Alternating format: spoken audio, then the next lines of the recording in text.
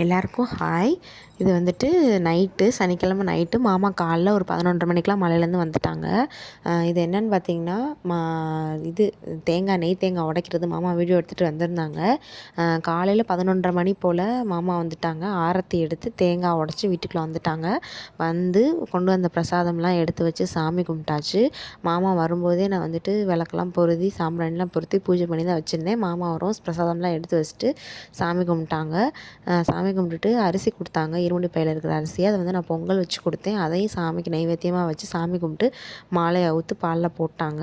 நல்லபடியாக ஐயப்பனை எடுத்து வச்சாச்சு. படி மட்டும் கொண்டு போய் கோயிலில் கொடுக்கணும்.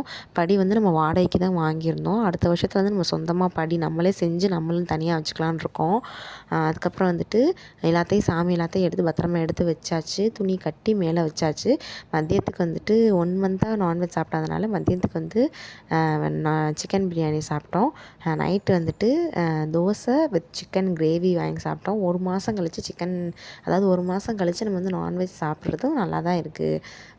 உங்கள் வீட்டில் என்ன சாப்பாடுன்னு எனக்கு கமெண்ட் பண்ணுங்கள். ஃபஸ்ட்டு மாமா சாப்பிட்டாங்க. மாமாவுக்கு தோசை நல்லாவே வரல. அதுக்கப்புறம் நான் சாப்பிட்டேன். எனக்கு இந்த தோசை நல்லா வந்துருந்துச்சு. என் பையனும் சாப்பிட்டான். உங்களுக்கு இந்த வீடியோ பிடிச்சிருந்துச்சுன்னா லைக் பண்ணிடுங்க. தேங்க்யூ.